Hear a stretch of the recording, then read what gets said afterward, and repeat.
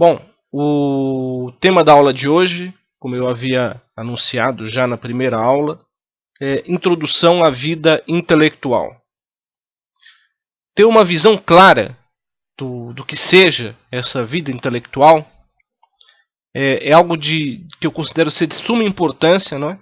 Para quem está começando essa caminhada pelo terreno da filosofia, da espiritualidade, do conhecimento em si, né? Do autoconhecimento, enfim.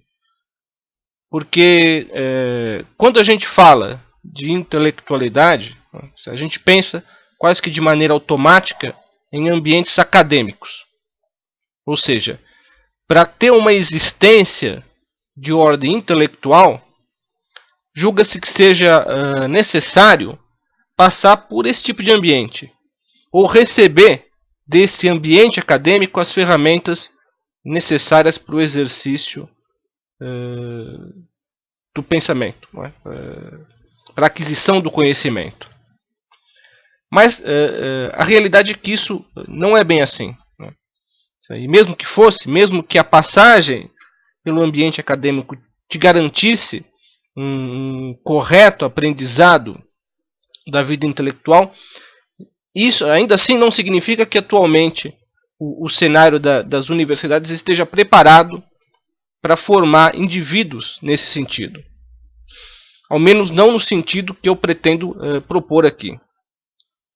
Quer dizer, as universidades muitas vezes fazem com que você se ajuste a um tipo de currículo sem desenvolver no estudante ou no estudioso a capacidade de manejar por si mesmo as ferramentas essenciais da vida intelectual. Ser um intelectual de verdade não é meramente repetir o conteúdo pronto, né, que ali é ensinado. Às vezes até ensinado de uma maneira muito tendenciosa. Ser intelectual não é nem tampouco habitar um hemisfério de caráter puramente ideal. O que significa dizer isso? Significa dizer que a vida intelectual não é apenas a vida do pensamento, o uso correto da sua inteligência. Não é nem sequer o fato de acumular muitas informações, né, ou compreender um maior ou menor número de verdades a respeito do universo circundante. Vida intelectual, de fato, é a capacidade que o indivíduo tem ou adquire de compreender a si mesmo dentro da realidade, né, e adquirindo essa compreensão, ser capaz de transformar em si aquilo que necessita ser transformado. O intelectual, no fundo, seguindo essa linha de pensamento, é aquele que, no caminho de descoberta e de autodescoberta, consegue realizar a construção de si mesmo. Há muita gente que adquiriu uma porção de conhecimento e, no entanto, nunca foi capaz de realizar esse tipo de construção. Nunca foi capaz de atingir a plenitude do ser, né? Ou atingir a plenitude daquilo que o seu próprio ser traz dentro de si mesmo. Né? O objetivo desse curso que eu estou dando é justamente ajudar as pessoas que me acompanham a conquistar pouco a pouco, né, esse tipo de realização. Ou pelo menos oferecer algum direcionamento para que essas pessoas possam, por si mesmas, né, conquistar essa plenitude, tendo adquirido aqui algumas informações adicionais e que são também de caráter essencial para o desenvolvimento, né, para quem se propõe a essa caminhada. Para que isso aconteça, é importante que a gente clarifique, torne claras as ideias a respeito de alguns pontos essenciais. Um deles é perceber que o ser humano tem certas dimensões que são inerentes à sua condição, que precisam ser desenvolvidas, né, caso se pretenda chegar a esse objetivo que eu coloquei aqui no início nesses primeiros minutos do curso, da aula. Na aula passada, eu me referi especificamente sobre a relação entre o homem e o sagrado. E mostrei o quanto, desde os primórdios, essa relação sempre existiu, continua existindo, embora hoje de uma maneira muito diferente, e como essa relação se deu e se dá dentro da condição humana. Ter essa visão do que seja o ser humano em contexto histórico amplo significa também tornar mais clara a imagem que a gente tem de nós mesmos. Né?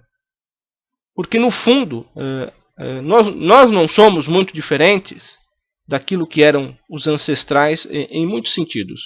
E sobre isso eu falei na primeira aula. Por exemplo, no que tange à aula atual, para os primeiros filósofos, refiro-me especificamente aos filósofos gregos, a busca do conhecimento ou a busca da verdade não era apenas uma aquisição de informações adicionais. Se tratava de uma forma de se localizar dentro da realidade, ter uma visão mais clara do que era o homem, do que era aquela própria criatura que filosofava, quer dizer, o próprio filósofo, e consequentemente alcançar com isso uma transformação de ordem pessoal. É claro que isso depois, no trabalho de alguns filósofos, ganhava uma dimensão inclusive social. Ou seja, não era apenas uma transformação de si mesmo, mas se transformava também numa mutação das pessoas que circundavam aquele que tinha coragem de seguir adiante na trilha do conhecimento. Muito conhecida é aquela frase que estava inscrita no oráculo de Delfos e que depois foi assumida pela filosofia, o conhece-te a ti mesmo. Esse conhece-te a ti mesmo não queria dizer apenas saiba mais sobre o que você é e assunto encerrado. Não era apenas isso. Significava que o conhecimento adquirido a respeito de si mesmo faria com que o homem se desvencilhasse das ilusões, se afastasse das ilusões e pudesse, desse modo, melhorar como indivíduo. Ou seja, ser alguém mais próximo da verdade que havia em si mesmo e assim se tornar melhor, porque dessa maneira ele teria descartado as opiniões falsas, as mentiras a respeito de si mesmo, etc. Sem esse requisito básico, que é a visão das dimensões essenciais da própria natureza humana, partir pelo caminho do conhecimento, às vezes, pode representar até mesmo um risco, um perigo. E eu digo isso porque toda aquisição de conhecimento é, no fundo, uma construção. Mas se você constrói sobre bases falsas, ou se você constrói sem conhecer devidamente as estruturas, o que é até muito pior, quer dizer, essas estruturas o que são? Os alicerces do seu próprio ser. Então, nesse caso, você corre o risco muito grande de, em algum momento, ver essa construção desmoronar. E se a gente pensar bem, se essa edificação vindo a desmoronar, se a gente considerar que ela foi erguida acima daquilo que nós somos, cairá naturalmente sobre aquilo que nós somos.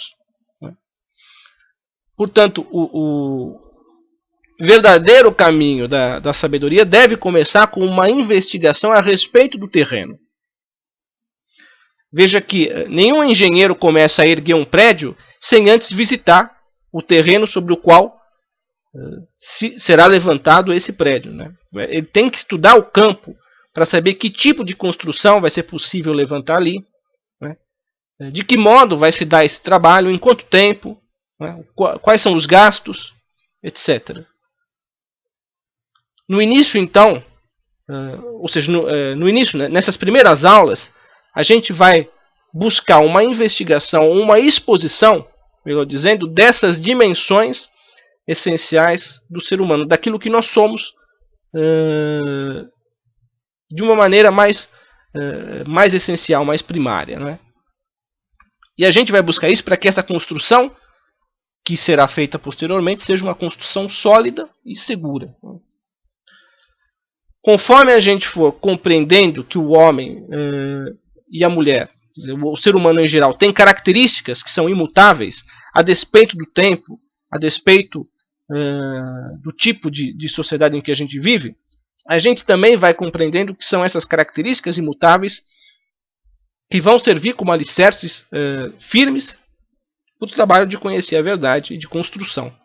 Se a gente, por exemplo, se constrói sobre a base das nossas primeiras influências, ou seja, aquelas influências de juventude, se a gente tem aí o perigo de estar edificando a nossa existência sobre um terreno pouco firme, quer dizer, inconstante.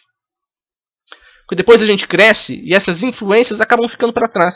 Mas a construção não fica para trás. Ela se torna aquilo que a gente é. Né? E pode se transformar num grande problema. Muita gente chega à maturidade com sérios problemas de personalidade porque essas pessoas foram desenvolvendo a sua personalidade sobre esses alicerces de ordem primeira, ou seja, esses alicerces de primeiras experiências, que não é a parte, aquilo não é a parte, a dimensão essencial do ser dessa pessoa, entendeu? São apenas as influências iniciais, coisas superficiais ainda de juventude. Isso pode ser uma ideologia, um partido político, uma determinada moda, uma brincadeira de adolescente. Hoje em dia se usa muito essas coisas de bruxaria, de ritos pagãos, enfim.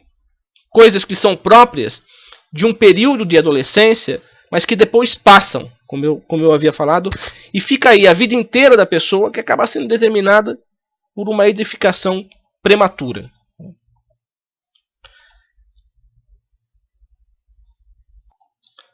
E dentre essas características essenciais do homem, qual é aquela sobre a qual vai versar a aula de hoje, né? Sobre a qual eu pretendo falar? Eu pretendo falar justamente acerca desse impulso próprio, né, que todos nós temos de conhecer a verdade. Isso pode ser mais desenvolvido ou menos desenvolvido em determinados indivíduos, mas todos nós temos a curiosidade natural de conhecer a realidade das coisas. Isso faz parte daquilo que nós somos, e entender o que significa isso e como encaminhar esse impulso natural da melhor maneira possível vai ser algo de grande importância para o desenrolar desse curso e, consequentemente, para o desenvolvimento pessoal de cada um de nós, tanto de vocês quanto o meu, que estou aqui desenvolvendo essas aulas de filosofia. Para começar, então, o exercício intelectual ou o exercício do conhecimento da verdade, o mais adequado é que a gente parta das constatações mais evidentes, ou seja, aquilo de que, sobretudo, a gente não costuma duvidar. Se o objetivo fosse edificar uma teoria do conhecimento completa, né, a gente teria que realizar uma obra que se alçasse dessas primeiras constatações, né, dessas constatações básicas, a respeito das quais eu vou falar a partir de agora, dessas constatações que são mais próximas da nossa realidade e que a partir delas a gente alcançasse também, e por último, as realidades metafísicas, não é? Aquilo que existe para além do universo físico, não é? Podemos chamar isso de dimensão espiritual. Mas o objetivo, por enquanto, não é ainda esse. Ou seja, isso representaria dar um salto demasiadamente grande. Não é?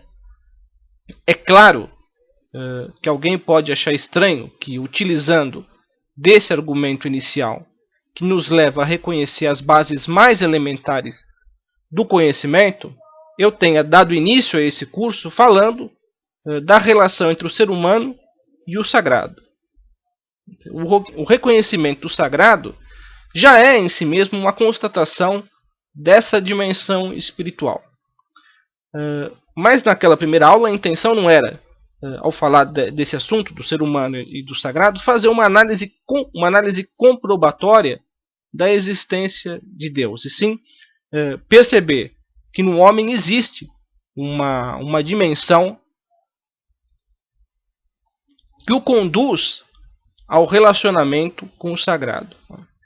Se esse relacionamento condiz com uma realidade existencial e factual, isso é um outro tema, um outro assunto, que será esmiuçado mais à frente no nosso curso. A questão naquele momento não era comprovar a existência de Deus, e sim admitir que existe nas criaturas um impulso para acreditar nele, acreditar nessa existência da realidade sobrenatural. Como eu falei, no futuro nós vamos chegar a analisar esse questionamento que, no período moderno, ganhou uma ênfase muito grande, não é? Quer dizer, o discurso a respeito da existência ou não de Deus. Por enquanto, então, dando sequência a essa ideia original do curso, a gente vai fazer, como eu disse, uma meditação sobre a vida intelectual que parta das constatações primeiras do intelecto, com o objetivo de discernir quais são as dimensões mais essenciais do ser humano. Posto isso, eu acredito que seja possível partir de duas constatações primordiais que são o resultado de um exercício intelectual quase espontâneo. As constatações, não é? São essas a que eu vou me referir, são simples e são as seguintes. Em primeiro lugar, eu existo, não é? E concomitantemente a essa constatação, eu também constato que existe uma realidade que me circunda, uma realidade na qual eu estou presente. Ou seja, existe a constatação da existência do eu, e existe a constatação da existência do espaço e do tempo em que existe este eu, em que eu existo. Eu sei que posteriormente, na história da filosofia, haverá, isso já na fase moderna, um movimento que vai questionar a existência dessa realidade circundante em detrimento da existência do eu, ou do eu pensante. Não é? Mas essa fase da história da filosofia não é salutar que a gente trate ou aborde nesse momento, porque isso acabaria causando uma confusão muito grande na cabeça daqueles que estão acompanhando o curso. Né? Pois bem, a partir dessas duas constatações primeiras, dessas duas constatações básicas e simples, a gente já dispõe de dois dados importantes para construir uma vida intelectual. É claro que a princípio pode parecer absurdo, tolo e até mesmo primário estabelecer bases que são quase que universalmente aceitas. Não é? Ou seja, essas duas deduções, conclusões, é de que eu existo e a conclusão é de que existe uma realidade em que eu atuo, em que eu vivo, em que eu sou, são dados que eu e todas as pessoas costumamos saber, independente de supor serem essas constatações dados de um resultado de uma reflexão filosófica. Mas é justamente por isso que eu afirmei no início dessa aula de hoje que a vida intelectual não significa necessariamente o resultado de uma vida acadêmica. Não é? Significa, sim, compreender a si mesmo dentro do universo em que eu estou. Né? E para isso a gente precisa começar constatando ou concluindo as coisas mais óbvias, mais claras. Até porque, e a respeito disso eu já pretendo falar dentro em pouco, até porque para que o indivíduo possa alcançar de modo mais perfeito os seus objetivos existenciais, ele precisa saber quem ele é e em que situação ele vive. Essa constatação dos princípios básicos vai servir necessariamente para que a gente tenha uma visão mais clara e possa traçar o nosso roteiro existencial, cada um traçar o próprio roteiro existencial de uma maneira mais eficiente. Não é? Portanto, a gente já tem duas certezas que são fruto uma delas do próprio exercício intelectual, de maneira bastante essencial, que é a constatação de que eu existo, né? E a outra, que advém do uso dos sentidos. Ou seja, através dos sentidos eu constato a existência do mundo exterior e chego a uma conclusão, a conclusão de que necessariamente eu faço parte dessa realidade, né? Como um membro integrante dessa realidade. Essa constatação sensitiva do mundo exterior, ela, num segundo estágio, passa também pelo crivo do intelecto. Quer dizer, eu constato sensitivamente a realidade e, pensando nela, sei que ela existe. São dois dados, portanto, são dois elementos principais sobre os quais a gente vai poder realizar aquela construção de si mesmo e construção da nossa realidade existencial. São os dois dados a partir dos quais a gente vai começar esse roteiro de vida intelectual. Muito bem. Tendo em mãos essas duas certezas, não é? essas duas bases primárias, eu preciso estabelecer intelectualmente quais são, de fato, as ligações que eu mantenho com a realidade. Não é? Eu tenho uma existência como um ser independente, mas eu, como eu falei, existo dentro de uma realidade. E este ser independente, que sou eu, tem relações com essa realidade exterior. É interessante que, tendo constatado esses dois dados, a gente compreenda também quais são as relações que mantêm o eu unido à realidade exterior. E quando eu me refiro a essa realidade exterior, é interessante também que a gente observe que ela vai se desenvolvendo, ou ela se desenvolve de maneira gradativa, né? Em primeiro lugar, existe essa realidade mais próxima daquilo que nós somos, que é a família que nós pertencemos, né? Em segundo lugar, a gente tem o grupo social a que nós pertencemos, que pode ser uma religião, uma classe econômica, um grupo étnico, etc. E depois isso se expande até a noção de Estado, não é?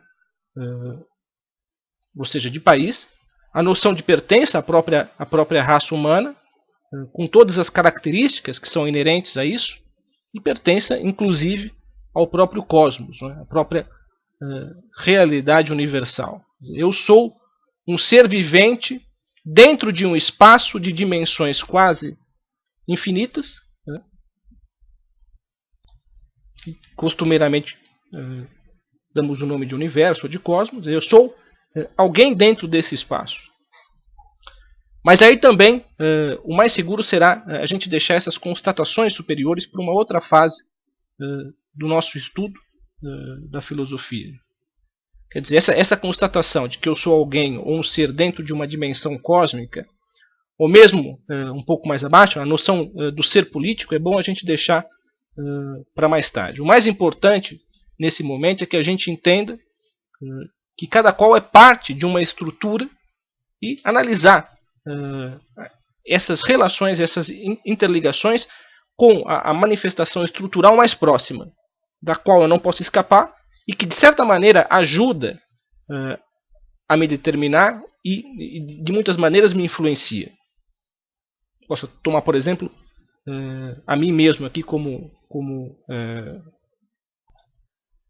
um caso específico, né?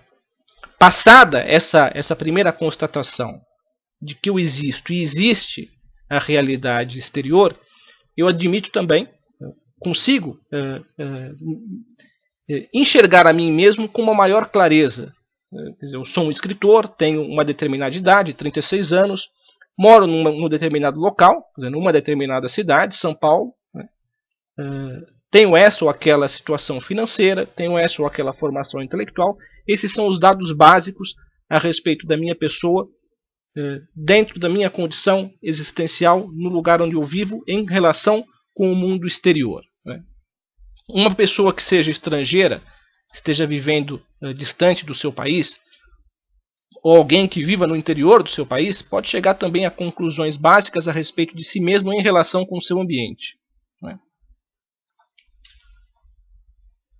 Bom, ainda nesse momento eu acho que é possível que essa exposição inicial esteja parecendo, como eu falei, um pouco óbvia, um pouco excessivamente evidente para alguns, mas é importante que a gente tenha a visão mais clara possível do que seja a nossa situação existencial, para que os nossos objetivos existenciais possam ser conquistados. Não é? A gente só chega ao ponto final de uma jornada se conhece a localização, quer dizer, o lugar onde eu me encontro. O lugar onde eu me encontro em parte, quer dizer, é parte da minha jornada e às vezes é o ponto de partida dessa jornada. Né? Muitas pessoas acabam se extraviando, ou nem sequer começam essa jornada em busca dos seus objetivos, porque têm dificuldades de identificar o seu lugar dentro da realidade. Né? Não sabem quem são, não sabem aonde estão. Né? Onde estão, onde se encontram. Por isso, dentro da perspectiva que eu tracei, daquilo que é a vida intelectual, ter essa visão clara e inequívoca acerca de si mesmo consiste no primeiro passo em direção não apenas ao conhecimento em geral, ou ao conhecimento de si mesmo, mas também na transformação de si mesmo como consequência da visão da verdade. O conhece-te a ti mesmo, a que eu já me referi, também representa um conhece-te dentro da realidade em que você existe, não é? Em que você vive. Não essa frase muitas vezes é vendida como se fosse uma espécie de mágica, não é? Um elixir que você toma e subitamente recebe uma visão, um exercício, quer dizer, não é uma mágica, é um exercício de ordem intelectual. É exatamente isso que a gente está tentando fazer aqui. Perceber ou entender ou compreender que vida intelectual não é simplesmente acúmulo de informações. Não é simplesmente você ter um arquivo maior com dados a respeito da realidade que não venham a exercer um efeito de mudança no seu modo de existência e não venham a te ajudar no caminho. Vida intelectual é um conhecimento de si e da realidade que te conduz em direção mais e mais e mais em direção da verdade. Isso é vida intelectual. Se falta essas constatações básicas iniciais, você simplesmente vai construir uma montanha de informações que, em algum momento, como eu falei, vai te soterrar. Entendeu? Então, por isso é importante começar de dados os mais básicos possíveis para que essa construção seja futuramente uma construção bastante segura e que seja útil na sua caminhada, não apenas intelectual, mas na sua caminhada humana em geral.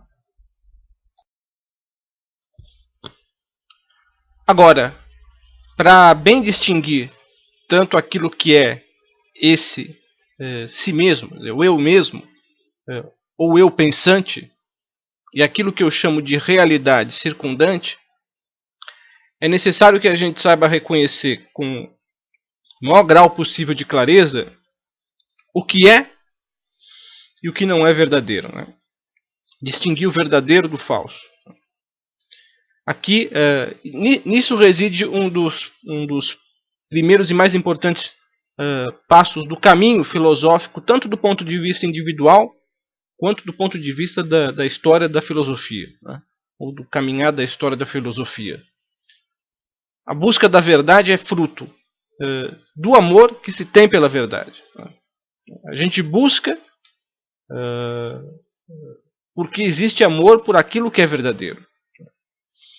Desde o princípio, na Grécia Antiga, há um impulso no sentido de conhecer justamente o que é essa verdade. Né? No caso dos filósofos pré-socráticos, que representam os primeiros passos da filosofia na Grécia Antiga, os filósofos que antecederam a Sócrates, isso geralmente se manifesta em inúmeras tentativas de dar uma explicação para a origem de todas as coisas, a origem do cosmos e de tudo que existe dentro dele, inclusive o homem. Aquilo que se costuma dizer é que esses primeiros filósofos, porque buscam uma explicação, na maioria das vezes, dentro do espaço limitado do universo natural, exatamente por isso foram chamados de filósofos naturalistas. É claro que estudando os pré-socráticos mais de perto, esses primeiros filósofos, a gente percebe que quando eles determinam a origem de todas as coisas a partir, por exemplo, da água, como fazia Tales de Mileto, que dizia que o princípio de todas as coisas era a água, ou como Anaximenes, que dizia que o princípio de todas as coisas era o ar, isso não significa necessariamente dizer ou fazer uma negação da existência de uma realidade sobrenatural ou até mesmo metafísica. Essa opção por uma origem natural de todas as coisas não representa necessariamente uma negação da realidade sobrenatural, ou da realidade daquilo que subsiste para além da matéria. Essas doutrinas primeiras da filosofia não são necessariamente doutrinas ateias. Mais para frente, em um outro momento, em uma outra aula, eu pretendo explicar de uma maneira mais detalhada o pensamento dos pré-socráticos, daqueles filósofos, como eu falei, que antecederam principalmente Sócrates, mas também Platão e Aristóteles, que bebem nas fontes do pensamento socrático e que representam, junto com Sócrates, uma ruptura, um ponto de novo começo, novo princípio dentro do pensamento grego. No momento, o importante é a gente compreender que mesmo quando esses pré-socráticos buscavam explicações que mais para frente a gente descobre, ou se descobre, serem equivocadas, ainda serem teorias falhas, mesmo assim, esse esforço realizado por eles já representa uma tentativa sincera e de muitas maneiras honrada de encontrar a verdade a respeito de tudo aquilo que existe. A gente tem que entender o cenário em que nasceram essas primeiras doutrinas filosóficas, ou esse primeiro esforço no sentido de realizar uma filosofia verdadeira. Havia muito de fantasioso nas mitologias que existiam naquela época e em que as pessoas acreditavam. E em algum momento isso se tornou, esse caráter fantasioso, excessivamente fantasioso, se tornou muito patente para esses primeiros filósofos. É muito claro que aquilo que eles observavam nas mitologias era demasiadamente fantasioso. Para eles ficou claro que os deuses do Olimpo, por terem características muito humanas, defeitos que são próprios do caráter humano, já não serviam completamente como explicação da realidade. Já não podiam ser apresentados como criadores de todas as coisas, ou pontos de partida para o surgimento do universo, ou a origem de todas as coisas. Houve, portanto, um movimento a partir daquele instante no sentido de encontrar teorias mais próximas da realidade dos próprios filósofos. Teorias mais racionais. E necessariamente também menos míticas. Mas a gente não pode esquecer, como eu já falei, que isso não representa necessariamente uma visão materialista por completo. Porque dentro dessas novas teorias de caráter mais racional, como eu falei, a existência de Deus ou dos deuses não era totalmente negada, embora muitas vezes fosse negada a narrativa mitológica. No fundo, o que se pretendia ali foi fazer um esforço, o que se pretendeu foi fazer um esforço no sentido de encontrar uma explicação que soasse de maneira mais verossímil, ou seja, que fosse mais próxima de ser compreendida pela razão. A intenção era usar o intelecto no sentido de depurar, de purificar o conhecimento de inúmeras imagens falsas com o intuito de aproximar o homem da verdade. Isso é o que representou, isso é o que significou os primeiros passos da filosofia na Grécia Antiga.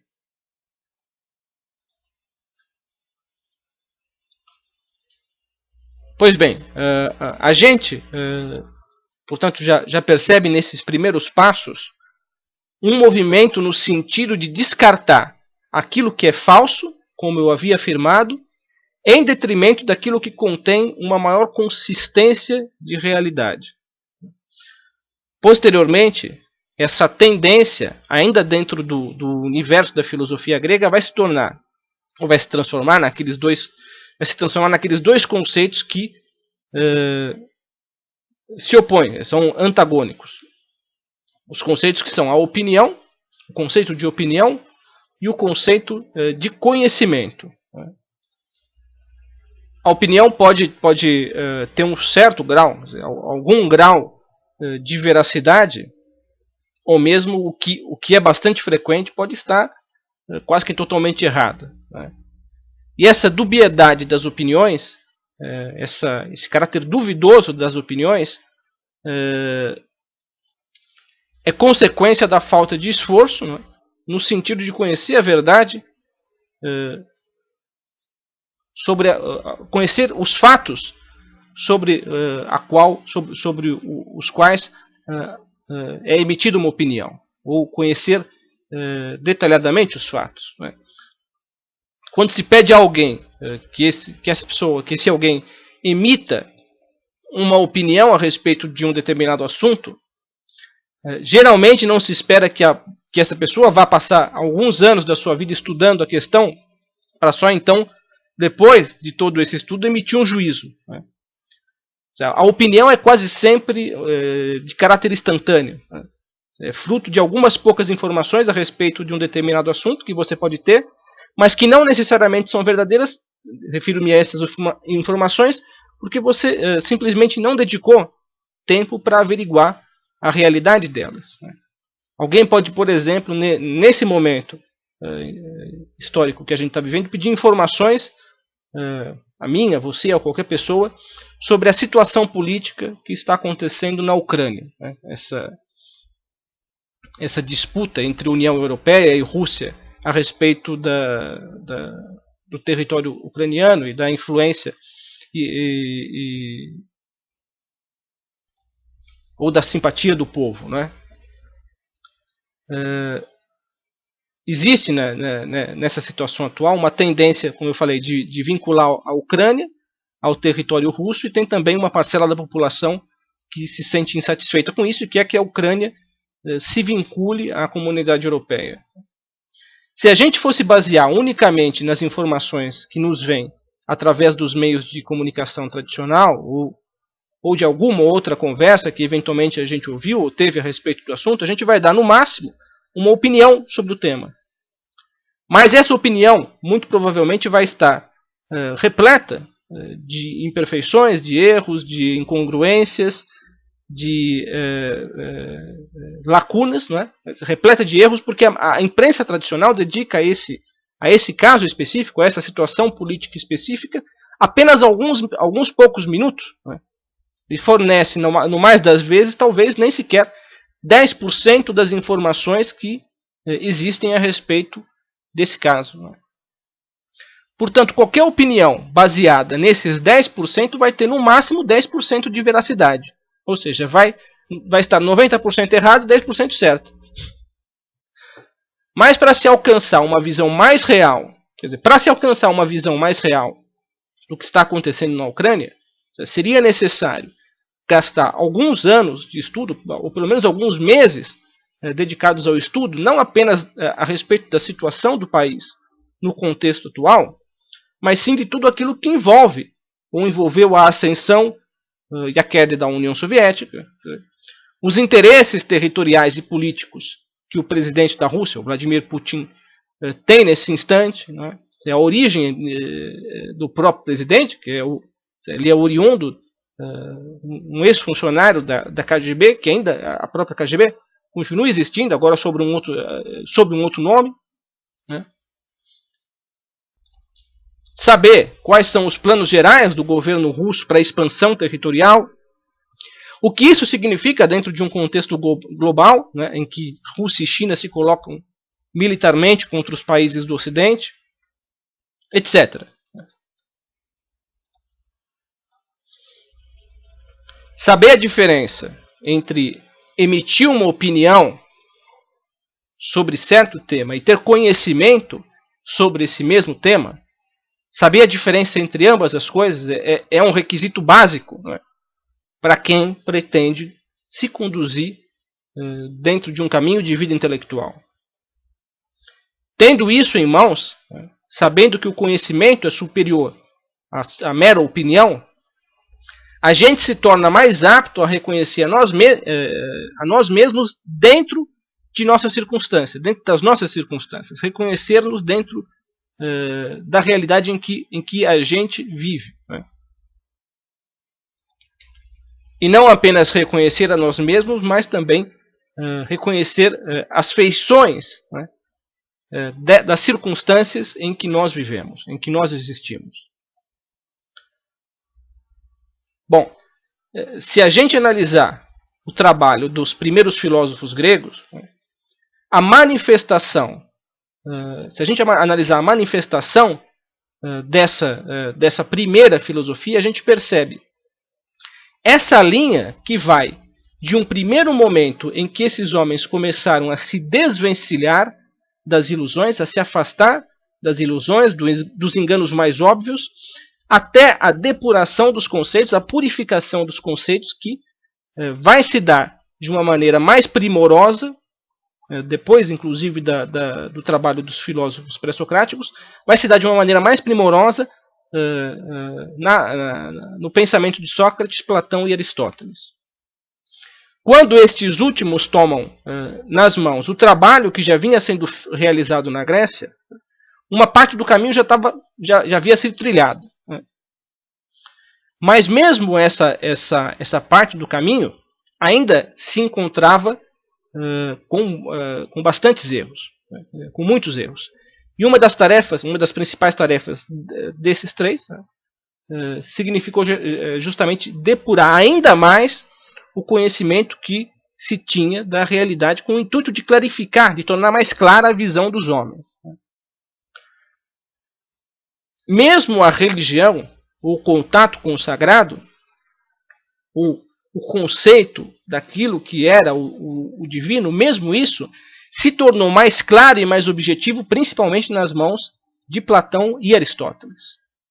Não por acaso, posteriormente, tanto a obra de Platão quanto a obra de Aristóteles puderam ser unidas, né, à teologia cristã, justamente porque houve essa depuração, essa purificação.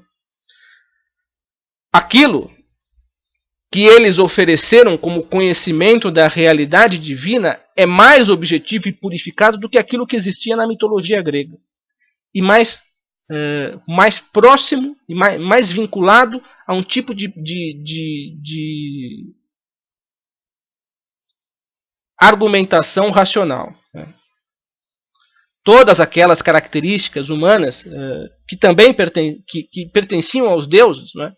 Todos aqueles defeitos, as vinganças que eles realizavam, as sacanagens que eles faziam uns com os outros, tudo isso desapareceu dentro da perspectiva da filosofia grega posterior, principalmente de Platão e Aristóteles. Todos os obstáculos, todas as informações imperfeitas, falaciosas, tudo isso foi descartado. E por trás delas surgiu uma imagem ou uma formulação correta do que era o princípio divino. Mas é como eu disse, tudo se deu num processo de abandono das meras opiniões, né, abandono das falsidades, e na aquisição lenta, né, e às vezes complexa, às vezes dolorosa da verdade que existia, e tudo isso através do estudo e do esforço. Né? Agora, o interessante, isso a gente vai ter que abordar daqui para frente, nessa aula ainda, é que mesmo depois daqueles primeiros, daquela primeira empreitada que foi levada a cabo, que se realizou pelos filósofos pré-socráticos no sentido de estabelecer explicações absolutas, não é? E mais racionais, embora ainda não totalmente racionais, mas mais racionais sobre a realidade de todas as coisas, mesmo assim, a filosofia grega ainda teve um momento em que ela mergulhou de cabeça no relativismo, que é o período anterior ao surgimento de Sócrates. Quer dizer, entre os pré-socráticos e o surgimento de Sócrates, houve um pequeno intervalo em que se defendeu o relativismo. Né? E o que é o relativismo? Aquilo que a maioria dos pré-socráticos fazia era tentar encontrar, como eu disse, uma explicação que viesse a servir para justificar a existência de todas as coisas. Explicação essa que tinha a pretensão de ser absoluta, ou seja, de servir para todos os homens. Porém, em determinado momento, surge uma outra espécie de intelectual, digamos assim, não é? O de filósofos. A gente utiliza essa palavra, tanto intelectual quanto filósofos, de uma maneira imperfeita, mas como eles constam, como esses filósofos, essas pessoas que surgem entre os pré-socráticos e Sócrates, Platão e Aristóteles, constam dentro da história da filosofia, a gente utiliza essa palavra, esse termo, embora não seja muito adequado, né? Enfim, essa nova leva de intelectuais abre mão dessa busca por um conhecimento universal e afirma, em contrapartida, a relatividade do conhecimento. O que significa dizer isso? Significa dizer que a verdade é aquilo que cada qual estabelece para si mesmo. Isso é que, em suma, de uma maneira bem resumida, é o relativismo. Esses ditos filósofos, não é? ou intelectuais eram chamados de sofistas. Não é? No trabalho escrito trabalho excepcional do Werner Jäger, trabalho que se chama Paideia, a formação do homem grego, esse autor, o Jäger, expõe com bastante erudição o papel dos sofistas dentro do ambiente da cultura grega naquele momento. E os sofistas são um fenômeno que, de certa forma, estão ligados, é um fenômeno que está ligado à ascensão da democracia. Na mesma medida em que a Grécia caminha no sentido de uma formação política não autoritária, em que o cidadão com direitos políticos ganha certa parcela do poder, conseguir exercer influência sobre as demais pessoas torna-se uma característica social extremamente desejável. Ter a capacidade de persuadir, de convencer os outros, de convencer a acreditar que as suas ideias políticas ou do seu grupo são melhores do que as ideias do grupo oposto, essa capacidade, de uma hora para outra, se transforma na principal virtude do homem político da Grécia Antiga. E para ensinar determinadas pessoas a terem essa capacidade de persuasão, é que surgem os sofistas. Os sofistas eram uma espécie de pedagogos, mas eles não buscavam ensinar uma verdade que fosse universal, ou seja, uma verdade que servisse para todos. O objetivo não era esse. O objetivo, como eu disse, era tornar o homem mais preparado para a vida pública. E a vida pública era a defesa dos próprios interesses, ou a defesa do interesse desse ou daquele grupo político. A retórica se torna uma parte importante, não é, desse ensino. A retórica, que é o discurso, não é, que visa convencer e não demonstrar a verdade. Ou seja, a retórica tem como objetivo fazer com que você seja capaz de convencer alguém, mesmo convencendo a respeito de algo que não é verdadeiro. Ser ou não ser verdadeiro, o teor do discurso não importa. O que importa é convencer. Essa é a característica da retórica. E é isso que visavam os sofistas. Tornar os homens políticos, né, os homens da vida pública na Grécia Antiga, mais capazes dentro dessa arte do convencimento. mesmo que eles não dissessem a verdade, não importa, enquanto eles se mostrassem capazes de convencer os outros, o trabalho estava feito. Não é? A retórica era uma especialidade do ensino dos sofistas. Com isso, depois de ter trilhado como eu falei, um caminho muito valoroso em busca da verdade, em contraste com aquilo que era falso, com os enganos, a filosofia grega, nesse pequeno período, dá um repentino mergulho no engano, na escuridão, né, na incerteza. A verdade é deixada de lado e o que ganha destaque é a opinião, né, aquilo que serve para alguma coisa mesmo sem ter consistência de realidade. Quando Sócrates surge no cenário ateniense, é justamente no momento em que os sofistas parecem ter dominado o centro da criação e da expressão culturais. Os jovens de classes mais elevadas, aqueles que estavam destinados ao ambiente político, à prática da política dentro da democracia grega, aqueles jovens costumavam ser entregues aos sofistas com o intuito de que recebessem desses sofistas uma formação necessária para a vida. E essa formação, como eu disse, não consistia em estar preparado para conhecer a verdade em si mesma, mas sim consistia em preparar essas pessoas para causar uma impressão sobre as demais e essa impressão não necessitava estar ancorada necessariamente, não precisava estar ancorada necessariamente na realidade. O mero expressar de uma opinião era o suficiente, desde que essa opinião conseguisse convencer os outros. E Sócrates é aquele que se opõe a essa situação. Sócrates se utiliza de um processo epistemológico, ou seja, um processo de aquisição do conhecimento que visava mostrar às pessoas que os conceitos que elas tinham a respeito de um determinado fato ou de uma determinada natureza geralmente eram construídos não sobre bases reais, mas sim sobre bases incertas, como foi dito, ou seja, sobre meras opiniões. Quer dizer, eram meras opiniões. Esse processo acabou sendo conhecido como maiêutica. Né? Esse método. Sócrates era aquele que, tendo ido ao oráculo de Delfos, recebeu do próprio oráculo a grata notícia de que ele era o homem mais sábio da Grécia. Mas o que é que tornava Sócrates esse ser tão sábio ou tão mais sábio do que os outros?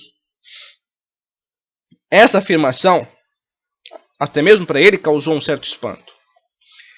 E, a partir desse momento, realizando uma análise da situação e de si mesmo, ele concluiu que nada sabia de fato e que justamente essa percepção de nada saber é que o tornava o homem mais sábio. A princípio isso parece um pouco contraditório, mas quando a gente entende que aquele momento histórico estava sendo marcado pela presença dos sofistas, eram supostos filósofos que se faziam passar por sábios, por gente que sabia demais, sabia muita coisa, mas na realidade apenas emitiam opiniões falsas, conhecimentos falsos. Quando a gente compreende que essa era a circunstância histórica, a gente percebe que o fato de alguém admitir a própria ignorância era o que tornava Sócrates de todos os mais sábios, de todos o mais sábio. Porque os sofistas, acreditando saber alguma coisa, nada sabiam realmente. Porque, como eu falei, apenas o que eles faziam era emitir falsos conhecimentos, meras opiniões não baseadas na verdade, não baseadas no estudo verdadeiro. Portanto, os sofistas consistiam em uma classe de pessoas que se faziam passar por pedagogos, mas na realidade dispunham tão somente de um conhecimento falso e não admitiam ter essa espécie de conhecimento falsificado. Sócrates, em contrapartida, era aquele que admitia nada saber. Sendo assim, ele se encontrava numa situação vantajosa. Vocês se lembram que no começo desta aula eu afirmei que o princípio da vida intelectual passa pela constatação de duas verdades simples: a realidade do eu e a realidade do universo circundante. E eu disse também que começar a partir dessas constatações simples era requisito básico, né? Básico e essencial para a gente ter uma vida de conhecimento. Porque a partir desses alicerces, que eu considero seguros, a gente pode construir um edifício verdadeiro de conhecimento e, consequentemente, uma verdadeira existência pessoal. A situação de Sócrates, essa admissão primária do próprio desconhecimento, é, das descobertas filosóficas, científicas, uma das mais importantes. Chegar a essa conclusão, essa conclusão a que ele chegou, significa limpar o terreno com o objetivo de iniciar uma edificação sólida. Se Sócrates nada sabe, se Sócrates tem conhecimento disso, tem ciência disso, ele oferece a si mesmo a possibilidade de partir em direção ao conhecimento da verdade sem o empecilho das opiniões. Sócrates, com essa aquisição, adquire uma visão lúcida da realidade. A visão de Sócrates não está turvada pelo erro. E por isso ele é superior aos sofistas. Por esse motivo, por esse exato motivo, o oráculo diz que ele é o homem mais sábio da Grécia e não Protágoras, por exemplo, que era um dos sofistas mais famosos. Como eu afirmei, tudo parece, a princípio, muito simples, né? De início parece muito simples, ou seja, a admissão de nada saber parece ser coisa bastante simples, mas para alguém que construiu uma existência baseada em equívocos e em posicionamentos falsos, essa mudança pessoal, essa admissão da ignorância, no fundo significa quase um processo purgativo, né? Quase um processo terapêutico, uma transformação muito profunda. Sócrates não escreveu livros, né? Tudo que nós sabemos de Sócrates e do seu método filosófico, tudo isso que eu tenho falado aqui na aula de hoje, chegou até nós através das obras escritas pelo seu discípulo, esse também muito conhecido, Platão. É nas obras de Platão que a gente consegue testemunhar a ação de Sócrates, ou, como eu falei antes, o seu método filosófico. E Platão escreve se utilizando de diálogos. Nos diálogos de Platão, Sócrates é aquele que confronta pessoas que encontra no caminho ou em situações sociais, como festas ou banquetes. É aquele que entra em confronto, mas de uma maneira bastante sutil. Ele não confronta indicando que o seu interlocutor está equivocado em suas opiniões, assim de primeira. Ele não confronta diretamente mostrando o erro da pessoa, mas sim pedindo a esse interlocutor, a pessoa com quem ele conversa, que essa pessoa defina alguma coisa. Por exemplo, Sócrates perguntava ou pedia a definição do que é a justiça, do que é o amor, do que é a virtude, do que é o conhecimento, etc. E pouco a pouco, através desse diálogo, através desse contato, Sócrates vai mostrando ao seu interlocutor, a pessoa com quem ele fala, ele vai mostrando o quanto a opinião do sujeito a respeito daquele assunto é inconsistente ou falsa. E através desse método de perguntas e respostas, ele acaba fazendo com que o próprio interlocutor descubra a verdadeira definição, fosse do amor, da política, do conhecimento, etc. Para Sócrates, o verdadeiro conhecimento estava no interior da pessoa.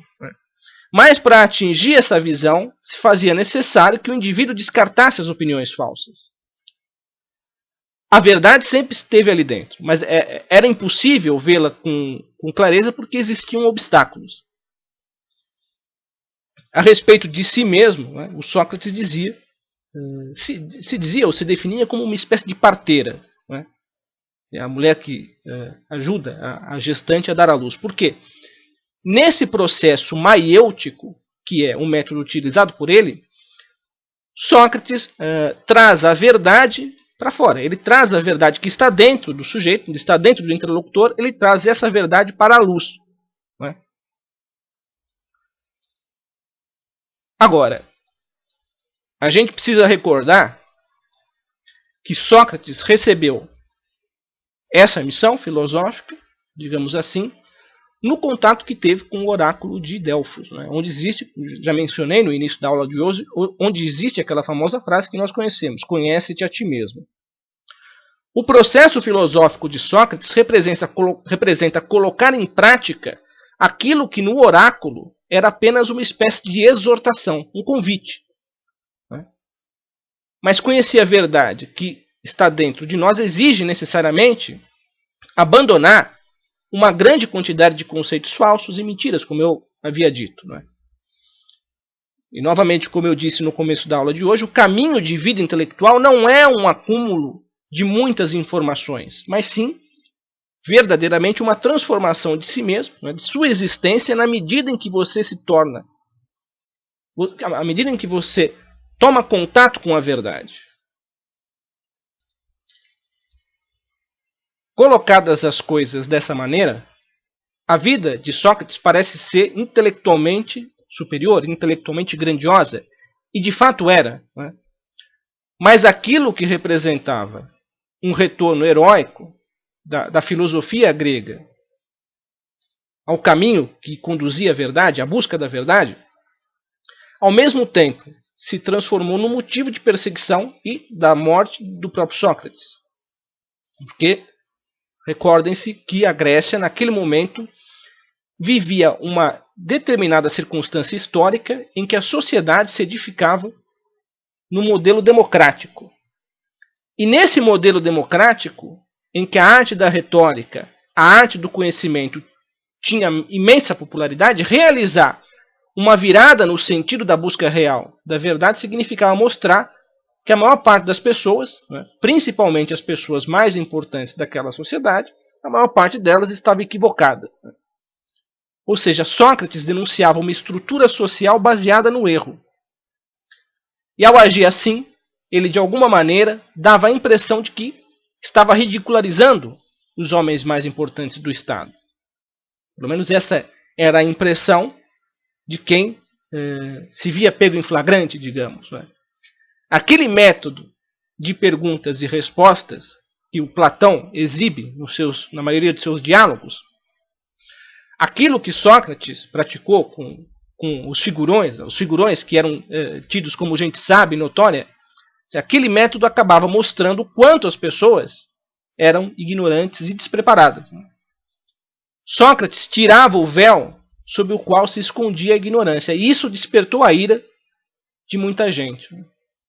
Para piorar a situação, Sócrates conseguia atrair a admiração de muitos jovens. Por exemplo, Platão era um jovem talentoso, né, que se sentiu atraído pela sabedoria de Sócrates, pelo método que ele utilizava. E essa atração que ele exercia sobre os outros, principalmente sobre os jovens, unida à ignorância que ele acabava desvelando, tudo isso fez com que ele fosse denunciado, julgado e, por fim, morto, assassinado, né? Condenado à morte. Uma das principais acusações era de corromper a juventude. Mas o que Sócrates ensinava não era a corrupção, era apenas o caminho para conhecer a verdade. Só que naquele preciso momento, conhecer a verdade representava questionar, como eu falei, todo o status quo, ou seja, questionar a estrutura da sociedade, principalmente a estrutura política. Em nome da verdade, daquilo que ele defendia, Sócrates aceitou ingerir o cálice de cicuta, de veneno, e morreu. Foi inclusive apresentada a ele a possibilidade de fugir. Sócrates havia feito alguns bons amigos, e esses amigos armaram uma situação para que ele pudesse fugir, para que ele pudesse escapar da condenação da morte. Mas ele se negou. Isso seria indigno de um homem daquela estatura moral. Ele preferiu morrer em nome da verdade que ele havia defendido. Aqui, neste momento, a gente chega num ponto crucial dessa introdução que eu estou fazendo a respeito da vida intelectual.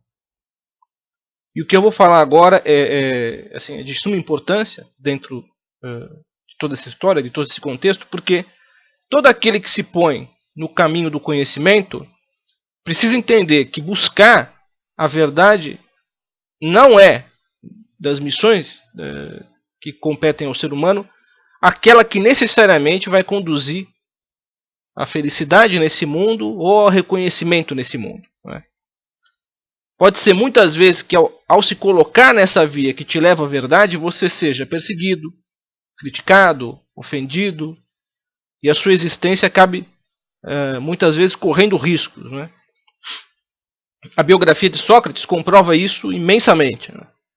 E atentar para o final trágico do trabalho desse filósofo, a respeito do qual eu estava falando, o primeiro filósofo importante da história, significa estar próximo de assumir uma responsabilidade preponderante.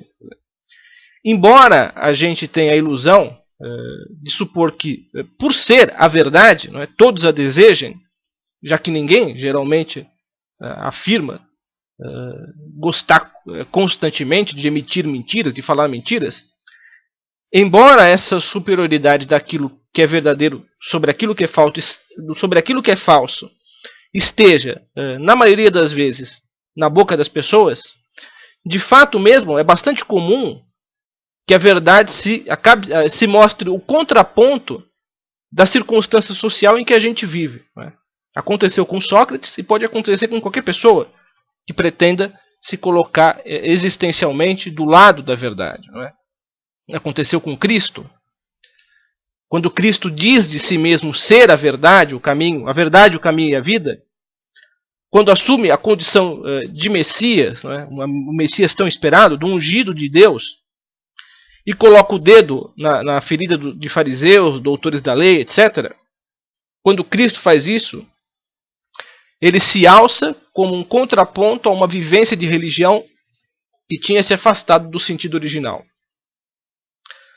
Além disso, ele não era o tipo de Messias, não é? O tipo de rei que as pessoas esperavam. Esperavam que o Cristo fosse uma espécie de libertador político, um dirigente político. Não é? E ele afirma que o seu reino não é desse mundo. E para piorar a situação, ele que afirmava de si mesmo ser o Messias, acabou encontrando naquela situação um outro sujeito sentado no trono, que não tinha qualquer interesse em perder o seu lugar. Logo, também Jesus, ao se manifestar como a verdade, acabou sendo crucificado, morto, sepultado, e ao terceiro dia ressuscitou conforme as Escrituras. O lado da verdade nem sempre é o mais confortável.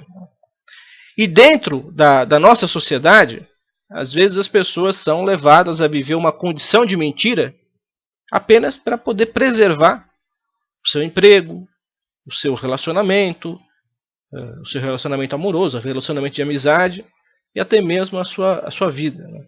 Até mesmo em ambiente familiar, às vezes as pessoas são conduzidas a viver uma vida de mentira.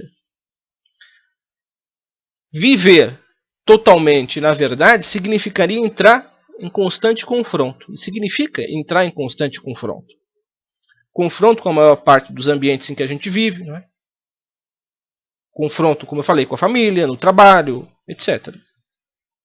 Seguindo essa via de raciocínio que a gente tem seguido na aula de hoje, ainda dentro do contexto da filosofia grega, e partindo da experiência de Sócrates, a gente chega a uma formulação bastante clara do que seja do que é o caminho da verdade. Essa formulação ela foi colocada de uma maneira bastante exemplar na obra do discípulo de Sócrates, que foi Platão, e naquilo que o discípulo dele, Platão, chamou de mito da caverna.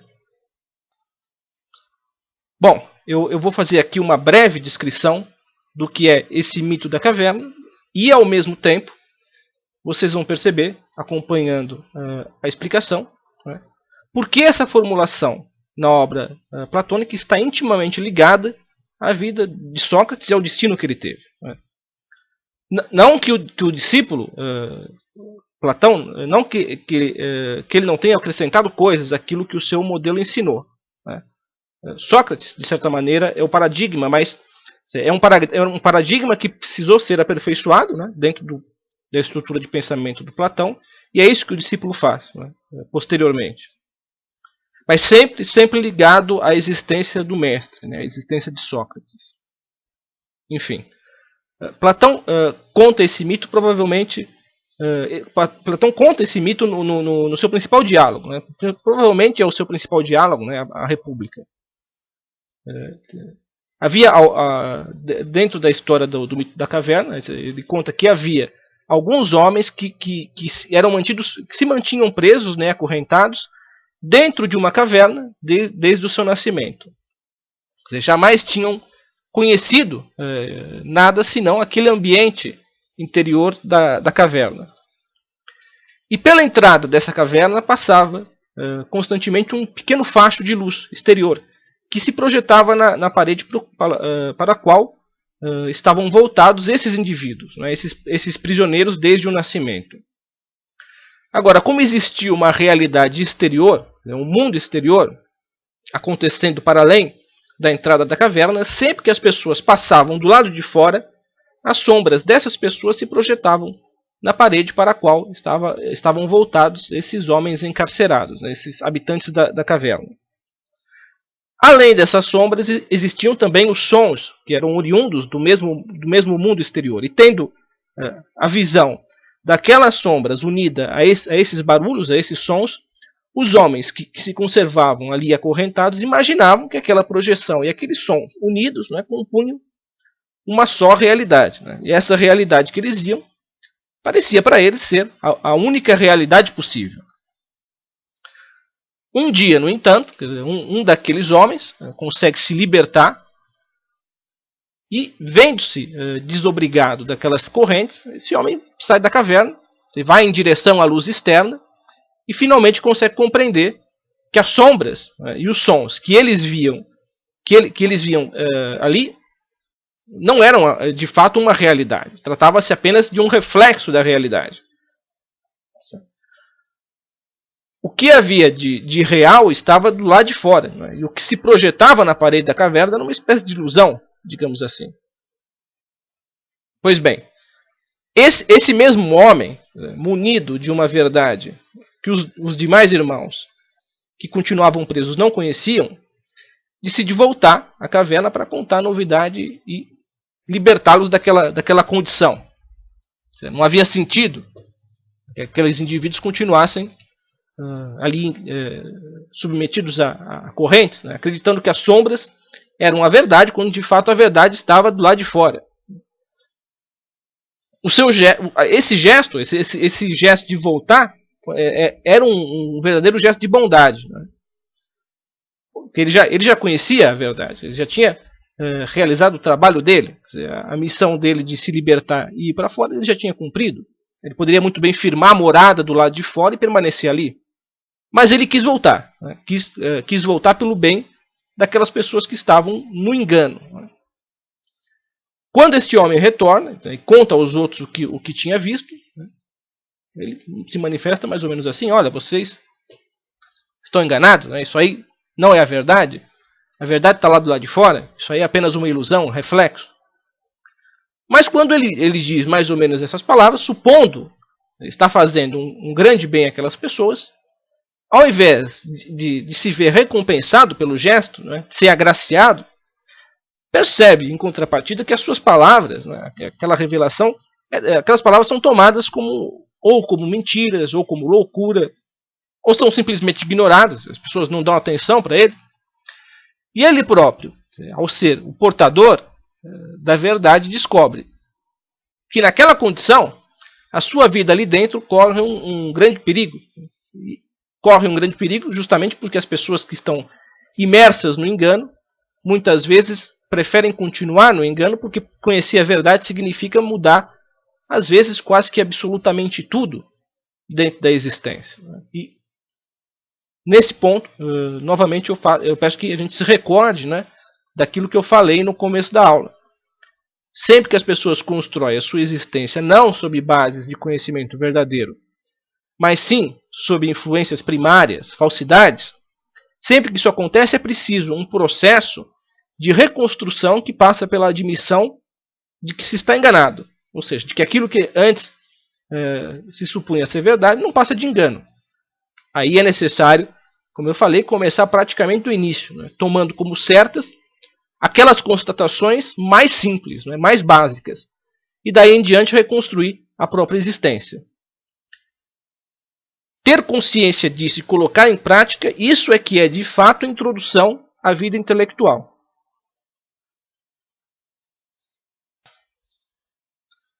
Dentro de um contexto mais amplo da filosofia platônica, a gente vai descobrir, e mais à frente eu vou colocar isso de um modo mais detalhado, a gente vai descobrir que Platão coloca a fonte da realidade não nesse mundo físico em que nós vivemos, né, mas sim no mundo superior, né, não acessível aos sentidos. Esse mundo ele dá o nome de mundo das ideias. No mundo das ideias é que se encontram todas as perfeições. Por exemplo, a ideia do belo, a ideia do bem, da justiça, etc. Tudo o que neste mundo físico em que a gente vive, tudo que é bom, tudo que é belo, que é justo, é assim porque está refletindo a ideia perfeita que se encontra naquele mundo superior. Se a gente se detém conhecendo apenas aquilo que reflete a beleza, um belo lago, uma bela montanha, um belo filme, uma bela mulher, se a gente se detém conhecendo isso, sem dar o salto para o conhecimento superior da beleza em si mesma, é como se a gente se limitasse a enxergar sombras na parede da caverna. A filosofia de Platão, nesse aspecto, convida a uma rota de transcendência, a um caminho de transcendência, né? E esse caminho de transcendência visa atingir a verdade. A verdade no seu próprio ponto central. E nesse momento a gente percebe, visitando a tradição judaico-cristã, paralelamente, que o destino dos profetas, né, daqueles que traziam conhecimento daquilo que estava no alto, conhecimento do mundo superior, de Deus, a gente percebe como o destino deles era semelhante ao do homem que voltou à caverna para trazer a mensagem do mundo real. Os profetas que traziam a palavra de Deus eram muitas vezes perseguidos, acusados de mentirosos, zombavam deles, quer dizer, muito frequentemente eles eram mortos. Com Jesus, que não era apenas um mensageiro de Deus, mas era o próprio Filho de Deus, com ele também fizeram a mesma coisa.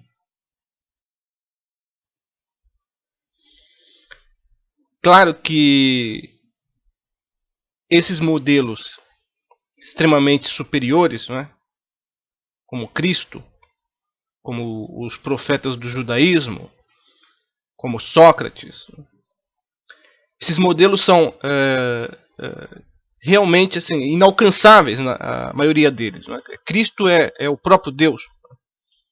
Os profetas não professavam a verdade por uma iniciativa própria. Né? Eles eram convocados por Deus para isto. Às vezes até se mostravam renitentes, tentavam fugir, né, da missão que era dada por Deus. E Sócrates?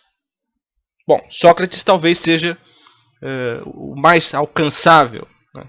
Mas mesmo assim é complicado.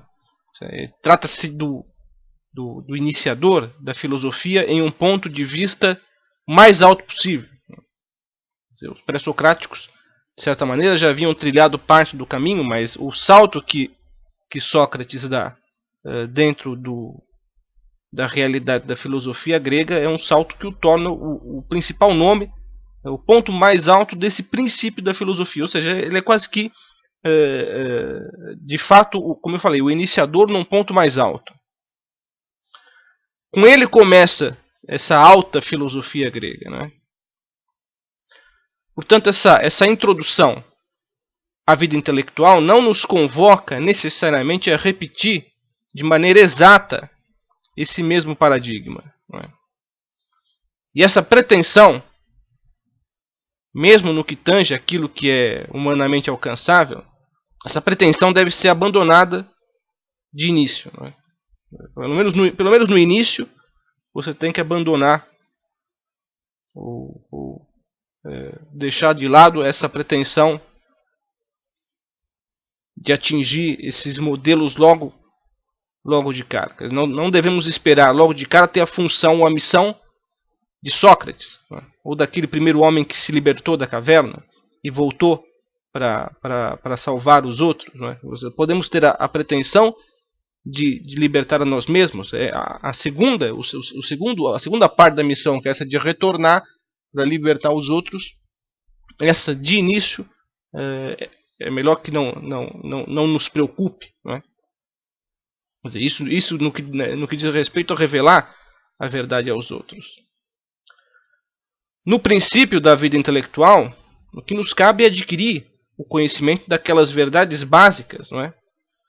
E absolutamente necessárias, e com elas realizar uma transformação daquilo que nós somos. Essa é a guia primeira. São as primeiras instruções da vida intelectual. O filósofo não é necessariamente um agente de transformação social, embora às vezes o seja. E quando ele se transforma nesse agente positivo, né, ele se transforma nisso depois de haver conquistado verdadeiramente a sua própria transformação. Antes disso, ele deve se concentrar, como eu falei, nas suas próprias obrigações, nas obrigações que tangem a sua própria mudança interior. É claro que, havendo trilhado já uma parte do caminho, ao menos essa parte já trilhada, o filósofo muitas vezes tem condições de transmitir o conhecimento desses primeiros passos. Mas a missão verdadeira daquele que se coloca no caminho intelectual é constantemente, e isso desde o princípio, estar reconhecendo a si mesmo dentro da realidade, para às vezes influenciar essa realidade e às vezes se submeter a ela. Se alguém se torna capaz de realizar isso repetidas vezes, já é digno de ser contado entre os filósofos, ainda que o seu nome ainda não seja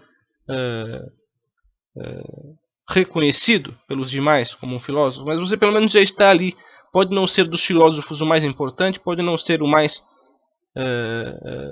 o de obra mais extensa, nem o de obra mais importante, mas pelo menos é alguém que já está ali, mesmo na parte mais distante das fileiras. Não é? O importante é que a gente, nessas primeiras aulas, se concentre nos princípios, como eu falei, nos princípios elementares. E como eu tenho mostrado, esses princípios elementares não são fatores externos, não são características adquiridas. São dados existenciais do ser humano. De todos os seres humanos. Não é?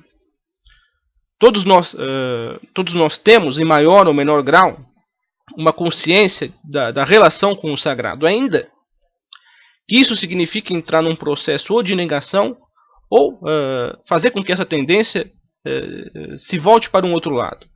Que, naturalmente, estou voltando ao assunto da primeira aula.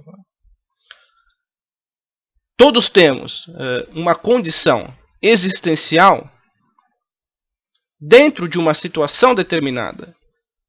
E compreender a si mesmo e compreender a situação não é algo que seja necessário que se adquira no magazine, no supermercado. Trata-se de uma potência do ser humano, de algo que está dentro dele de forma potencial, mas com o objetivo de se tornar realidade. Muitas vezes isso, até historicamente, acabou sendo esquecido. Mas isso não fica esquecido sem deixar sequelas. Negar a relação com o sagrado causa terríveis sequelas E essa segunda questão também causa quando é relegado ao silêncio, né? O filósofo espanhol Ortega y Gasset dizia o seguinte: o homem, isso aqui é uma frase retirada do livro Meditações de Quixote, né? Esta é a frase retirada do livro. O homem rende um máximo de sua capacidade quando adquire a plena consciência de sua circunstância. Isso ele resumiu ainda melhor num outro texto que ele diz: eu sou eu e minhas circunstâncias. Começar um curso como esse, procurando que os alunos tenham uma plena consciência de si mesmos e da sua circunstância, significa oferecer a cada um a chance de render o máximo, como disse o Ortega y Gasset, como foi registrado nessa frase, né? E isso um curso universitário não vai oferecer, né? E no seu trabalho, você também não vai, muito provavelmente, o seu chefe não vai te passar esse tipo de informação. Às vezes, nem mesmo dentro da sua família, né, você vai receber esse ensinamento que te ajude a render ao máximo, né? No fundo, é só a sua própria tomada de decisão, né, um impulso no sentido de adquirir essa plena consciência de si mesmo dentro da realidade. Só isso é que vai te ajudar. Só isso é que vai resolver os seus problemas, né?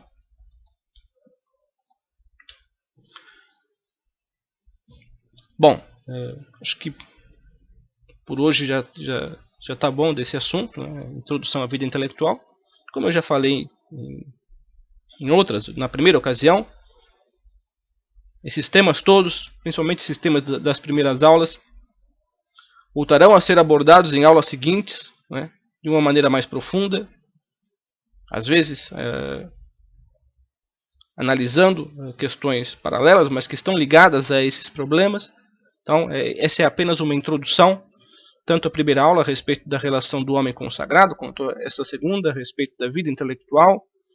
Essas primeiras aulas vão servir de base e nós vamos construir a partir dessa base, né? Então a gente vai voltar constantemente a esses temas, às vezes tratando de um aprofundamento maior de coisas que já foram faladas aqui, outras, como eu falei, tratando de questões paralelas, mas que estão ligadas a essa mesma temática inicial.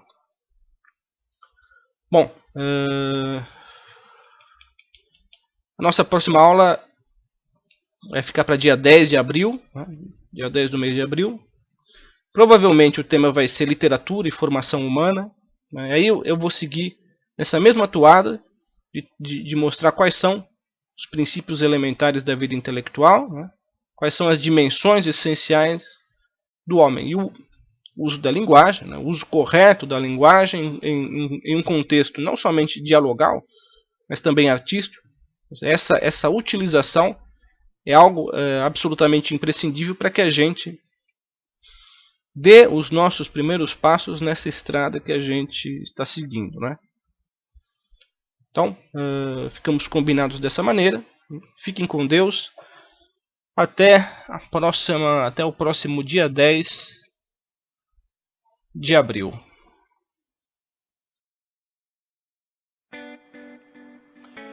Hoje o meu convite é para que vocês leiam o meu livro de poesias Destino Navegante, né, de minha autoria, escritor Gabriel Santamaria.